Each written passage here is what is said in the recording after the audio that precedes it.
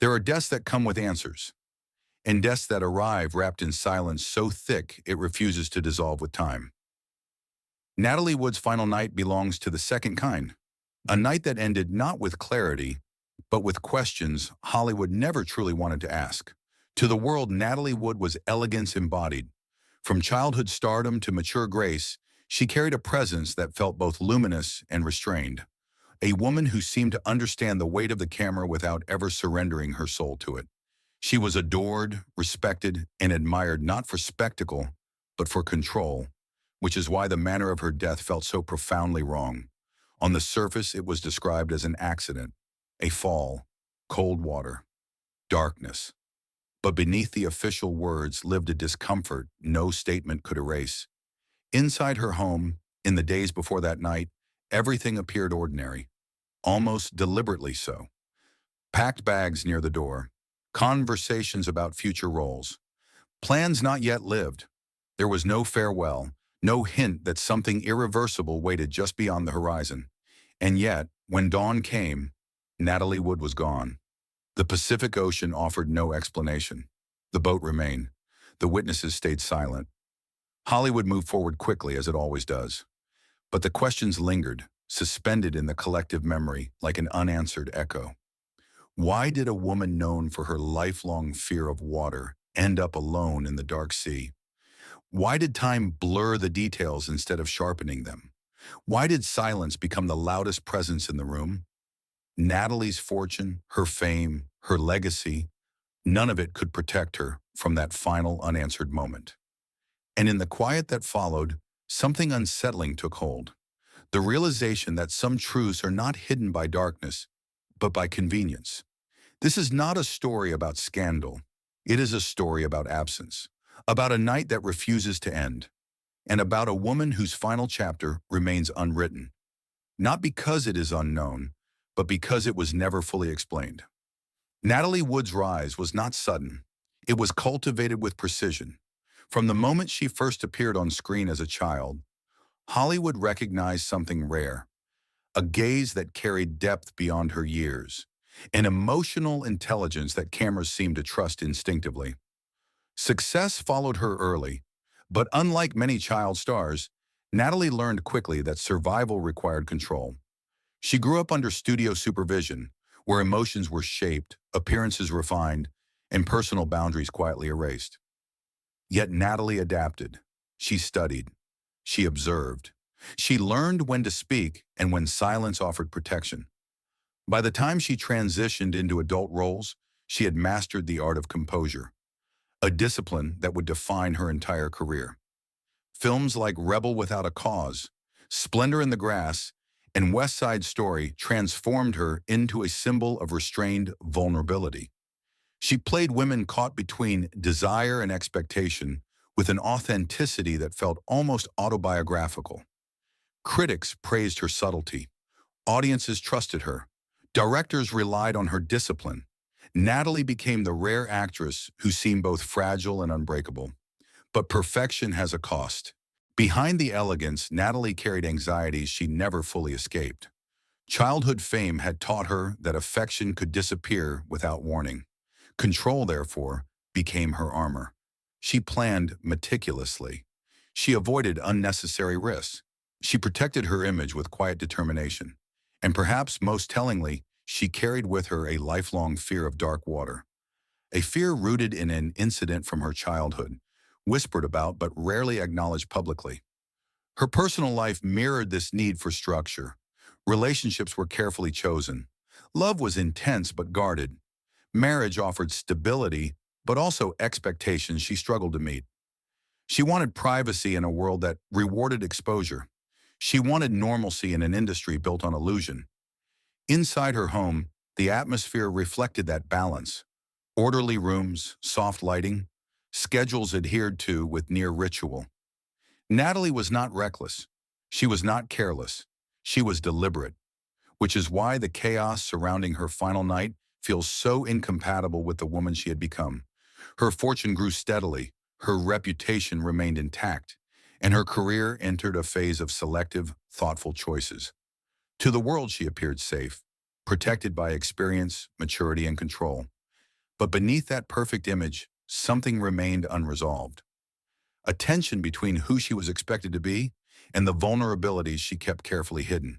And it is within that tension that the mystery of her final night begins to feel less accidental and more profoundly unsettling. In the days leading up to that final night, nothing about Natalie Wood's life suggested an ending. There were conversations about future projects, plans penciled lightly into calendars, small domestic details that spoke of continuity rather than closure. Friends later recalled her as thoughtful, composed, focused, the same woman who had spent a lifetime shaping calm out of chaos. And yet beneath the surface, tension moved quietly. The weekend aboard the yacht was meant to be restorative, a pause from schedules, from obligations, from the long history of being watched. The sea was calm, the weather unremarkable. Laughter drifted across the deck during daylight hours. From the outside, it looked like safety, controlled, familiar, almost ceremonial. But at night, the atmosphere changed. Conversations grew sharper.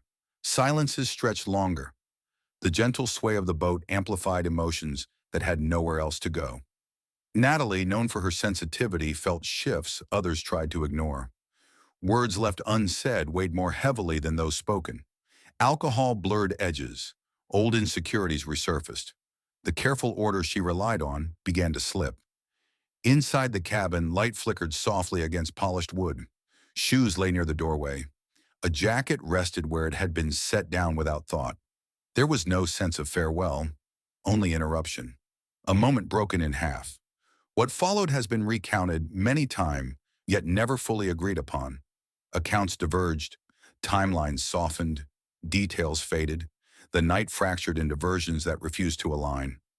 What remained consistent was the absence of certainty, a void where explanation should have lived. Natalie had always feared dark water. Those who knew her understood this intimately. It was not a passing discomfort, but a deep, instinctive terror. The idea that she would willingly step alone into the ocean, at night without distress, has never sat comfortably with those who understood her nature. Morning brought clarity to everything except the truth. The sea was still, the boat unchanged. Natalie was gone. In the hours that followed, decisions were made quickly. Statements issued, conclusions reached with surprising speed. The industry closed ranks. Sympathy replaced inquiry. Silence became official. Yet the unspoken tension of that night lingered, not as accusation, but as unease. A sense that something essential had been missed, smoothed over, set aside for the sake of closure. Natalie Wood's final days were not marked by despair. They were marked by interruption, a life pause mid-sentence, leaving behind a question that refuses to be answered. Night fell quietly over the water, the kind of quiet that feels deceptive. The yacht rocked gently, lantern light trembling against the dark surface of the sea. From the shore, everything appeared calm, a private moment suspended far from cameras, far from the relentless gaze Natalie Wood had known all her life. But on the boat, time began to fracture. Voices rose and fell. Laughter gave way to sharp pauses. Silence settled where words should have been. Alcohol blurred the edges of emotion, loosening thoughts that had been held too tightly for too long. Natalie moved between the cabin and the deck, attentive, restless, sensing shifts she could never fully ignore. Those closest to her later spoke of tension, not explosive, but pressing, like air before a storm. The sea reflected nothing back, only darkness. At some point, the night slipped out of sequence. The details have never aligned cleanly. A door opening, footsteps on deck, a sound, or perhaps the absence of one. What is known is painfully limited. Natalie was no longer on the boat. The water below was unforgivingly cold. The distance between safety and danger was measured in seconds. For a woman who feared dark water, the moment defies instinct. Natalie had avoided swimming at night her entire life. She was cautious, deliberate, rarely impulsive. The idea that she would step alone into the ocean without panic contradicts everything those close to her understood about her. And yet that is where the story was allowed to end. Searchlights eventually cut through the darkness. The stillness of the sea broke into movement. Boats, voices, urgency arriving too late. When her body was found hours later, The water had already erased whatever answers it could have offered. Official words followed quickly. An accident, a misstep, a tragedy without intent. But the speed of the conclusion left behind an uncomfortable aftertaste. Questions were softened, timelines blurred, statements conflicted quietly, then stopped altogether. No single account filled the gaps. Instead, silence became the narrative.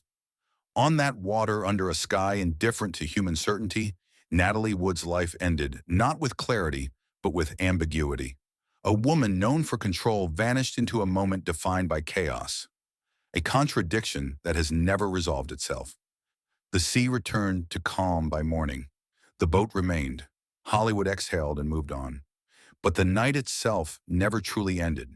It stayed suspended in memory, a dark surface reflecting only unanswered questions, waiting for a truth that never arrived. The morning after Natalie Wood disappeared, the world was handed an ending before it had time to ask for a beginning. Headlines formed with unsettling speed. Official statements followed one another with practiced calm. What should have been an investigation unfolded instead as a conclusion, neat, contained, and strangely distant from the unease many felt beneath the surface. Hollywood responded the way it always does when confronted with uncertainty. It closed ranks. Friends expressed shock, then restraint. Studios offered condolences, then silence. Public curiosity was gently discouraged, framed as disrespect rather than responsibility. Within days, the narrative hardened into something immovable. An accident, a tragic misstep, a life cut short without malice or mystery. But the questions refused to disappear. Why were the timelines inconsistent? Why did accounts differ on when help was sought? Why did the night seem to stretch and compress depending on who described it? Those who knew Natalie best struggled privately with what they had been told to accept publicly. Her lifelong fear of dark water lingered like a contradiction too loud to ignore. The image of her alone, disoriented, stepping willingly into the cold ocean at night, did not align with the careful, controlled woman they had loved. Inside her home, time seemed to pause. Unworn clothes still hung in closets. Notes remained unfinished. Rooms held the shape of her absence. Her children, too young to understand the politics of silence, felt only loss. The world debated theories while they learned to live without a mother whose life had ended mid-sentence. Grief became private. Confusion became permanent. Years passed. Questions resurfaced periodically, only to be pressed back down by official reaffirmations of the original conclusion. At times, new statements emerged, hesitant, partial, restrained, but never enough to reopen the story fully. The truth remained elusive, not because it was impossible to find, but because it no longer fit comfortably into the version Hollywood preferred to preserve. Natalie Wood's fortune, her fame, her legacy, none of it could compel clarity. The industry that had shaped her image now shaped her ending, smoothing uncertainty into something more palatable for public consumption. And so the silence endured. Not the quiet of resolution, but the quiet of avoidance. Not peace, but postponement. Natalie's story lingered in a space between remembrance and doubt, becoming one of Hollywood's most carefully guarded absences. A reminder that sometimes what is left unexplained speaks louder than any conclusion ever could. Natalie Wood's legacy does not rest in the mystery of her final night alone. It rests in the quiet tension between what the world remembers and what it was never allowed to fully understand. She lived a life shaped by control, discipline, and restraint. From childhood stardom to mature elegance, Natalie learned how to move carefully through a world that demanded perfection while offering little protection. She became skilled at balance, between vulnerability and strength, between public composure and private fear. And perhaps it was this lifelong discipline that made her ending feel so profoundly unresolved. Hollywood prefers closure. It prefers answers that allow it to move forward without discomfort. Natalie's story refuses that comfort. Her death remains suspended between memory and silence, not because truth is unattainable, but because ambiguity was easier to accept than confrontation. The unanswered questions were never just about a single night on the water. They were about accountability, about power, about how quickly uncertainty is smoothed away when it threatens an image too valuable to disturb. What remains then is not scandal, but absence. The absence of a woman who carried fear quietly and strength elegantly. The absence of clarity that might have honored her life more fully. The absence of a truth that may never surface, yet continues to echo. Natalie Wood is remembered for her performances, her beauty, her grace. But beneath those memories lies something deeper, a reminder that even the most composed lives can end in unanswered silence. And that silence, when left unexamined, becomes part of the legacy itself. Her story teaches us that remembrance is not only about celebration, it is about listening, especially when the answers are inconvenient and the silence feels deliberate. Because some lives do not end cleanly. They pause, they linger, they wait. And Natalie Wood's story remains exactly that, a life paused mid-breath, suspended between what was seen and what was never said.